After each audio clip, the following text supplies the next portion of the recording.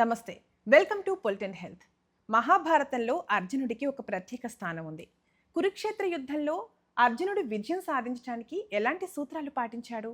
ఆ సూత్రాలు మన జీవితంలో ఎలా ఇంప్లిమెంట్ చేసుకోవాలనే విషయాలను మనకు తెలియజేయడానికి ఈరోజు మనతో పాటు స్టూడియోలో ఉన్నారు ప్రముఖ life coach doctor Harish Teneti గారు. ఇప్పుడు డాక్టర్ గారిని అడిగి మరిన్ని విషయాలు ఇప్పుడు తెలుసుకుందాం. నమస్తే సార్. నమస్తే అండి. సార్, అర్జునుడు మహాభారతంలో అంతగా విజయవంతం అవ్వడానికి ఆయన ఎలాంటి టిప్స్ ఫాలో అయ్యారు? అండ్ ఆ టిప్స్ మనం మన లైఫ్లో ఇంప్లిమెంట్ చేసుకోవాలంటే ఏం చేయాలి? మహాభారతం అప్పుడెప్పుడో జరిగిపోయిందేమో, ఇప్పుడు లేదేమో అనుకుంటున్నాం. నిరంతరం మనం అందరము పోరాడుతూ ఉంటాం. శ్రీకృష్ణ పరమాత్ముడు మీరు అర్జునుడిగా మారండిరా నేను వస్తాను అని వెయిట్ చేస్తూ ఉంటాడు అనేది నా స్ట్రాంగ్ నమ్మకం. ఓకే, మనము అర్జునుడిగా మారితే మన లైఫ్లో సక్సెస్ అవ్వడం కోసం కృష్ణ పరమాత్ముడే పక్క నుండి నడిపిస్తాడు. ఇది అందరూ నిజంగా అర్థం చేసుకోవాలి. సో అర్జునుడు ఫాలో అయిన కొన్ని మెథడ్స్, అందులో ఫస్ట్ అండ్ ఫార్మోస్ట్ తెలుసా, ఆయన దగ్గర చాలా పవర్. అర్జునుడికి ఎంత పవర్ తెలుసా, ఉరుము వస్తే అర్జున పల్గున శాతవాహన కిరీటి అంటే ఆగిపోతుంది. ఉరుముని సైతం ఆపగలిగిన ద థండర్ ఫోర్స్ ఎంత స్ట్రాంగ్ ఉంటుందో అలాంటి దాన్ని కూడా ఆపగలిగేంత బలం. బ్రహ్మాస్త్రముని అట్లా వెనక పెట్టుకున్న అర్జునుడు వెరీ పవర్ఫుల్. మనమందరము కూడా వీఆర్ ఆల్ సూపర్ పవర్ఫుల్. కానీ ఈ విషయం మర్చిపోయి ఆయన యుద్ధం స్టార్ట్ అవ్వగానే అందరిని చూసి ధనుర్బాణములను కింద వేచి నకాంక్షే విజయం కృష్ణ, వద్దే వద్దు నాకు ఈ యుద్ధం వద్దేమొద్దు. చాలామంది మా దగ్గర పిల్లలు యూత్ వస్తున్నారు ఈ మధ్య. ఎందుకు బతకాలి సార్ లైఫ్ ఈ టైప్లో? నిరుత్సాహము అనేది దగ్గర రానివ్వకుండా ఉన్నప్పుడు నిజమైన అర్జునుడిగా మారుతాం. మనకి శ్రీకృష్ణ పరమాత్ముడు నిజంగా దర్శనమిస్తాడు. So first and foremost thing, ఎవరైనా టిప్ ఫాలో అవ్వాలంటే ఏం జరుగుతుందో, ఏమవుతుందో, ఎలా ఉంటుందో లైఫ్ అనే ఆత్రం తీసి పక్కన పెట్టాలి. నిరుత్సాహం పక్కన పెట్టాలి. ఏదో ఒకటి అవుతుంది, ఎలాగో బ్రతకాలి 100 ఏళ్ళు, ఎలాగో ఇక్కడ ఉండాలి, అటు ఇటుగా ఉన్నాము కాబట్టి ఒక గోల్ తీసుకుని ఆ గోల్ వైపుకి వెళుతూ ఉండాలి. ఎందుకు గెలుస్తానా, ఓడుతానా, వస్తే ఏమవుతుంది, రాకపోతే ఏమవుతుంది, ఇలాంటి సగం తెలివితేటలతో ఈ రోజుల్లో ఎక్కువ రుద్దుతున్నారు. చాలామంది రుద్దేది సో వాట్ విల్ హ్యాపెన్, డబ్బు సంపాదిస్తే ఏమొస్తుంది, లేకపోతే పెళ్లి చేసుకుంటే ఏమవుతుంది, ఇలా సగం తెలివితేటలతో నాకొద్దు, నాకేమవుతుంది, దాంట్లో ఏముంది, దీంట్లో ఏముందని మనకి మనమే కన్ఫ్యూజ్ అయిపోతుంటాం. సో ఫస్ట్ థింగ్, ఎలాగో 100 ఏళ్ళు బతకాలి కాబట్టి ఒక గోల్ పెట్టేసుకోవాలి. ఆ గోల్కి నేను రీచ్ అవ్వడానికి ప్రయత్నము సిన్సియర్గా చేస్తాను. వస్తుందా రాదా నేను ఆలోచించట్లేదు. సో అర్జునుడిగా మారాల్సిన రెండో టిప్ ఏంటంటే that forget about the result. Result గురించి ఆలోచించినన్ని రోజులు నువ్వు ఎయిదర్ భయం అన్న పడతావు, ఓవర్ కాన్ఫిడెంట్ అని అయిపోతావు. గ్యారంటీగా వస్తుందిరా అనుకుంటాం, లేదంటే అమ్మో రాదేమో అనే దాంట్లో ఉంటాం. Very very important. థర్డ్, అర్జునుడు ఎప్పుడైతే ఎగ్జైల్లో ఉన్నాడో, అంటే అజ్ఞాతవాసంలో ఉన్నాడో, అప్పుడు ఊరికే కూర్చోలే. ఆయన చాలా ప్లానింగ్ చేసుకున్నాడు, చాలా సాధన చేశాడు అంటారు. ప్లస్ ఎప్పుడైతే నీకు కృష్ణుడు కావాలా, నారాయణి సైన్యం మొత్తం కావాలా అంటే అబ్సల్యూట్లీ భగవంతుడి యొక్క శక్తే కోరుకున్నాడు. ఈ యుద్ధంలో సైన్యం ఎక్కువ వస్తే ఎక్కువ గెలుస్తానేమో అనలే. తెలివి ఎవరి దగ్గర ఉంది, నాలెడ్జ్ ఎక్కడుంది, విజ్డమ్ ఎక్కడుంది, అక్కడ పట్టుకున్నాడు. ఎప్పుడు కూడా ఎవరైనా నిజంగా ఈ టిప్ ఫాలో అవ్వాలనుకుంటే అర్జునుడి technique that take a mentor, ఒక గురువులాగా, ఒక మెంటర్ లాగా, అది ఏ ఫీల్డ్ అయినా కావచ్చు. సపోజ్ మీరు కంప్యూటర్ నేర్చుకుంటే అందులోని బెస్ట్ పర్సన్ ఎవరో తీసుకుని వాళ్ళని అబ్సల్యూట్లీ ఫాలో అవుతూ వెళ్ళాలి. ఓకే, ఒక గురువుని ఎంచుకోవడం రావాలి. అండ్ విజ్డమ్, నాలెడ్జ్కి ఎక్కువ ప్రిఫరెన్స్ ఇవ్వండి రాదర్ దాన్ పవర్. చాలామంది ఆఫీస్ పాలిటిక్స్లో వాడు నాకు పరిచయం, వీడు నాకు పరిచయం, వాడు తెలుసు. అరే పరిచయాలు పక్కన పెట్టు, నువ్వు క్వాలిటీ ఆఫ్ నాలెడ్జ్ నేర్చుకో. వాళ్ళందరూ నాకు వాడున్నాడు అని నీ పేరు చెప్పుకుంటారు. అందుకని always go for wisdom rather than ఆ పరిచయాలు తెలుసు, నాకు వాడు తెలుసు, నాకు అతను పరిచయం ఉంది, ఎమ్మెల్యే ఉంది, ఎంపీ ఉంది, వీటికంటే కూడా ఆల్వేస్ అండ్ ఆల్వేస్ నాలెడ్జ్కి విలువ ఇవ్వండి. అర్జునుడు ఫాలో అయిన టిప్స్లో ఇంకొక super powerful tip, okay, at absolute humility.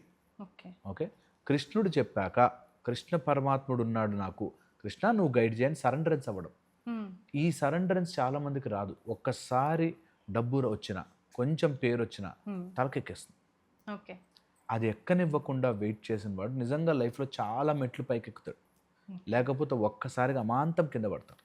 అందుకని when ever you want success, step back and say నేను కాదు చేసేది, there is some current, which is happening. అక్కడి నుంచి పవర్ వస్తోంది కాబట్టి నేను నడుస్తున్నాను నా బండి అనేది గుర్తించి ఉంటే గ్రౌండింగ్గా ఉంటాం. ఓకే. అర్జునుడు ఫాలో అయిన ఇంకొక very very powerful strong method ఏంటంటే అభ్యాసము వైరాగ్యము. కృష్ణుడు ఉపదేశం చేస్తాడు, 2 నేర్చుకో బాస్, నువ్వు కంపల్సరీ మనసుని కంట్రోల్ చేయడం కష్టమే, బట్ 2 నేర్చుకో, అభ్యాసము వైరాగ్యము. ప్రాక్టీస్, నీ ఏది సాధించాలనుకుంటున్నావో దాని మీద ప్రాక్టీస్ చేస్తూ పో. ఏమవుతుందని కాదు, ప్రాక్టీస్, అభ్యాసం అండ్ వైరాగ్యం. రిజల్ట్ గురించి ఫర్గెట్ అబౌట్ ఇట్. దాన్ని ముట్టుకోవద్దు అసలు. రిజల్ట్ ఏమవుతుంది అన్నది నీ చేతిలోనే లేదు, అది నా చేతిలో ఉంది అంటాడు కృష్ణ పరమాత్మ. నేను ఇస్తాను నీకు రిజల్ట్, నువ్వు రిజల్ట్ గురించి ఆలోచించిన వాడు ఓడిపోతాడు. అంటే భగవంతుడి తెలివి పనికిరాదు, నా సూపర్ తెలివితేటలతో నేను దీన్ని డిజైన్ చేస్తానని ఫీల్ అవుతుంటారు కొంతమంది. ఏమవుతుందో అని టెన్షన్గా ఉందండి అంటారు. అదే సేమ్ అర్జునుడు కూడా ఫీల్ అయ్యాడు. అర్జునుడు నిజంగా మారాలి అనుకున్నప్పుడు అర్థమైన పాయింట్ ఏంటంటే, నేను చేసేది ఏం లేదు ఇక్కడ. ఆయన దలుచుకుంటే ఒక్క సెకండ్లో విష్ణు చక్రం వేసి లేపేయగలడు అందరినీ. ఊరికే ఈ గేమ్ ఆడుతున్నాడు అంతే. అందుకనే ఆ వైరాగ్యం that when he is doing, ఆయనే అన్నీ చేస్తున్నప్పుడు నేను ఎందుకు మధ్యలో దూరి నా తెలివితేటలు వాడి అదేదో ఎందుకు దేవుడు ఇలా చేస్తాడు, అసలు భగవంతుడు ఏంటి అనేది ఎందుకు సుత్తిలో పడతా నేను అని గుర్తించడము, అర్జునుడిగా మారడం. ఇలాంటి టిప్స్ ఫాలో అయితే నిజంగా వన్స్ యూ రియలైజ్ దట్ నేను అర్జునుడిగా మారాలి అని అనుకుని నిర్ణయం తీసుకుని మారిన రోజున కృష్ణ పరమాత్ముడు అలా అవతారం చూపించి మరి మొత్తం మనకి దశావతారాలు అన్నీ చూపిస్తాడు. సో ఇది గుర్తించి ఇలా గనక యూత్ క్వాలిటీ తెచ్చుకుంటే, that I'm not worried about the result, సిన్సియర్గా ట్రై చేస్తా, నాలెడ్జ్ వైపుకి వెళ్తా, ఎంత ఎదుగుతున్నా తల దించుకొని పని చేసుకుంటూ పోతా, అండ్ ఐఎమ్ ప్రాక్టీసింగ్ ఎంత కుదిరితే అంత. ఒలింపిక్స్ 4 ఏళ్ళకి ఒకసారి వస్తుంది కదా అని ఆ 2 రోజులు ప్రాక్టీస్ చేద్దాంలే అని కాకుండా ఈ 4 ఏళ్ళు కష్టపడ్డట్టు ప్రతి స్టూడెంట్, ప్రతి ఇంట్లో ఎవరైనా ఉండి ఇంట్లో పని చేసుకుంటున్న వాళ్ళైనా కానీ ప్రాక్టీస్ ఎవ్రీడే సంథింగ్ కొత్తది ఏదైనా తీసుకుని ప్రాక్టీస్ చేయండి. ఇది డెఫినెట్లీ హెల్ప్ అవుతుంది. మేబీ అర్జునుడు మారినట్టుగా అందరం హెల్ప్ అవుతుంది. అదే నేను అనబోతున్నాను సార్. ఇప్పుడు ఈ జనరేషన్ ఎలా ఉన్నారంటే, ఇంతకుముందు పెద్దవాళ్ళు చెప్పిన ఇలాంటి మాటలు పెద్దవాళ్ళు చెప్పేవాళ్ళు పిల్లల్ని కూర్చోబెట్టి, ఒకవేళ సక్సెస్ కాకపోయినా పర్వాలేదు, నెక్స్ట్ ఏంటనేది మనం ఆలోచిద్దామని ఒక భరోసా ఇచ్చేవారు పెద్దవాళ్ళు. ఇప్పుడు పెద్దవాళ్ళే పిల్లల్ని స్ట్రెస్కి గురయ్యేలా చేస్తున్నారు. నువ్వు ఖచ్చితంగా నువ్వు ర్యాంక్ కొట్టాల్సిందే, ఖచ్చితంగా నువ్వు జాబ్ కొట్టాల్సిందే అంటే ఈ ప్రెషర్లో వీళ్ళు సూసైడ్ చేసుకుంటున్నారు. అండ్ చిన్న చిన్న విషయాలకే డిసప్పాయింట్ అయిపోయి వాళ్ళు డిప్రెషన్లో, మీరు అన్నట్టుగా డిప్రెషన్లో ఉన్నామని డిప్రెషన్లోకి వెళ్ళిపోతున్నారు. సో ఈ అర్జునుడు పాటించినటువంటి టిప్స్ ఇప్పుడు జనరేషన్ ఫాలో అవ్వగలరంటారా? ఇప్పుడు జనరేషన్కి మనం ఈ పాయింట్ నేర్పించాలి. దట్ అరే ప్రెషర్ పెట్టే వాళ్ళు వస్తూనే ఉంటారు. ఇప్పుడు పేరెంట్స్ రూపంలో ప్రెషర్ పెడతారు, కొంతమంది parents are very free. Okay, teachers రూపంలో ఎవరో ప్రెషర్ పెడతారు, కొంతమంది టీచర్లు అది కూడా పట్టించుకోవట్లేదు, ఈ రోజుల్లో ఫ్రెండ్లీగా ఉంటున్నారు, అయినా కొంతమంది స్ట్రెస్ పడతారు. సో ఫస్ట్ మన లైఫ్లో నేర్పించాల్సింది ఏంటంటే, స్ట్రెస్ పెట్టే వాళ్ళు, స్ట్రెస్ పెట్టే సందర్భాలు, స్ట్రెస్ పెట్టే సమ్ మిస్టేక్స్ మనం చేస్తాం, వస్తాయి, అవి ధైర్యంగా ఫేస్ చేయడమే కదా లైఫ్ అంటే. లేకపోతే పాండవులు సైతం అలాంటి జూదం ఆడాల్సిన పని ఏమొచ్చింది? కొన్ని మన జీవితంలో జరిగిపోతాయి, కొన్ని జరుగుతాయి, మన చేతుల్లో ఉండవు అవి. అలా జరిగినప్పుడు మా అమ్మ నాన్న నన్ను ఏమనకూడదు, పక్కింటోడు ఏమనకూడదు, టీచర్ ఏమనకూడదు, వాళ్ళు ఏమన్నా నేను స్ట్రెస్లోకి వెళ్ళిపోతాను. ఎందుకు వెళ్తావు బాస్, నువ్వు చదవట్లే అనుకో, చదవలే అంటారు. సో వాట్, ఆ తీసుకోవడం చిన్నప్పటి నేర్పించాలి పిల్లలకి. అరే మేము తిడతాం, మా పనిది, మేము నువ్వు ఏం కాదురా ఫెయిల్ అయిపోవచ్చాలి అని అనం. నువ్వు అది స్ట్రెస్గా తీసుకోకు, take it as a positive thing, go ahead, do, win. అలా ప్రయత్నం చేయడానికి అంటాం, కానీ నువ్వు నాశనం అయిపోవాలని ఏ పేరెంట్స్ అనుకోరు కదా అనే దాంట్లోకి రావాలి. కొంతమంది నార్సిస్టిక్ పేరెంట్స్ ఉంటారు, వాళ్ళు ర్యాంకులు మార్కుల్లో ఉంటారు. ఓకే, వాళ్ళ జీవితంలో ఏం సాధించరు, పిల్లల్ని మాత్రం ప్రెషర్ పెడతా ఉంటారు. ఓకే, మరీ నార్సిస్టిక్ కొంతమంది అలాంటి మూఢంగా ఒకటే మార్కులు వెనకాల పడే బ్యాచ్ ఉంటారు. అలా కాకుండా ఎవరికైనా సరే పిల్లలు, యూత్ అందరికీ నేర్పించాలి. స్ట్రెస్ పెట్టే సీన్ వస్తుంది, నిన్ను కంపేర్ చేసే సిచ్యువేషన్స్ వస్తాయి ప్రతి దాంట్లో. ఇప్పుడు ఒక మామూలు మిర్చి బజ్జీ తినాలన్నా ఏ హోటల్ బాగుంటుంది అని చెక్ చేసుకుని వెళ్ళి, ఎక్కడ పానీపూరి బాగుంటుంది చెక్ చేసుకుని వెళ్ళి రివ్యూలు చూస్తాం, కంపేర్లు చేస్తామే. నిన్ను నీ లైఫ్లో కంపారిజనే రాకుండా తిరుగుతారా? ఖచ్చితంగా వస్తుంది, కంపారిజన్ వస్తుంది కంపల్సరీ.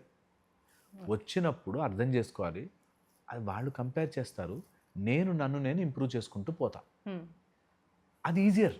అవును. రాదర్ దాన్ నువ్వు కంపేర్ చేయొద్దు, నువ్వు స్ట్రెస్ పెట్టద్దు అని వాళ్ళు చెప్పే కంటే మనకి మనమే ఎవడు స్ట్రెస్ అన్నా పెట్టుకొని నేను 100% ఎఫర్ట్ పెడతా. ఓకే. ఇది అర్జునుడు ఫాలో అయిన రూల్. అందరిని చూసే అమ్ము ద్రోణాచార్యుడు నాకు యుద్ధం నేర్పించినే ఆయన నా మీద బాణం వేస్తూనే ఉంటానా అనే దాంట్లో ఉంటే పెట్టేవాళ్ళు స్ట్రెస్ పెడుతూనే ఉంటారు బాస్. నువ్వు నీ పని చేయి, నీ పక్కన నేనున్నా కదా, వై వరి నేనున్నా కదా అనే దాంట్లోకి వెళ్ళాలి. సో ఎప్పుడు మనము అర్జునుడిగా మారాలి అనుకుంటే ఫస్ట్ భారం అంతా తీసి ఆయన చేతుల మీద పెట్టి మనము వర్క్ మీద ఫోకస్ పెడితే అన్నీ జరుగుతాయి. సో యూత్ అందరికీ నేను ఎప్పుడు ఈ 3 మాటలు చెప్తుంటా.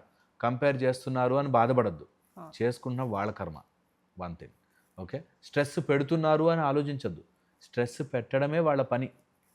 పెడతారు, ఆఫీస్లోకి వెళ్తే చాలా వర్క్ స్ట్రెస్ అండి అంటారు. ఆఫీస్లో ఊరికే డబ్బులు ఇస్తారా నీకు? ఇయ్యరు. స్ట్రెస్ పెడతారు, వర్క్ స్ట్రెస్ ఉంటుంది ఆఫీస్లో. తట్టుకో, నేర్చుకో, గ్రో అవ్వు, దాని గురించి బాధపడి ఏం చేస్తావు కదా.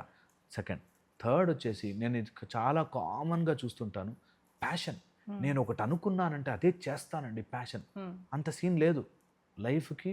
వరి అయిపోయేంత ప్యాషన్ ఏది తీసుకోదు. ఏది ప్యాషనేట్గా నాకు ఇదే కావాలి, ఇది లేకపోతే వదలు బతకలేను అనేది ఏది లేదు. అభిమన్యుడికి ఏదో అయిపోయినా సరే అర్జునుడు యుద్ధం చేశాడు నెక్స్ట్ డే. అర్థమైనా? సో దేని నాకు అది కావాలి అనే దాంట్లోకి వెళ్ళకండి. ఇవి చాలా పవర్ఫుల్ థింగ్స్. మనకి అది అర్థమైన రోజున లైఫ్ ఎంత లైట్ అయిపోతుందో. ఒక 1000 కేజీల బరువు భుజం నుంచి తీసి పక్కన పెట్టినట్టు హాయిగా ఉంటుంది జీవితంలో. Life such a precious thing. నేను ఎంత హ్యాపీగా బతకచ్చు, అన్నిటిని ఛాలెంజ్గా తీసుకుంటా. అన్నీ ఒక కొత్త ఎక్స్పీరియన్స్.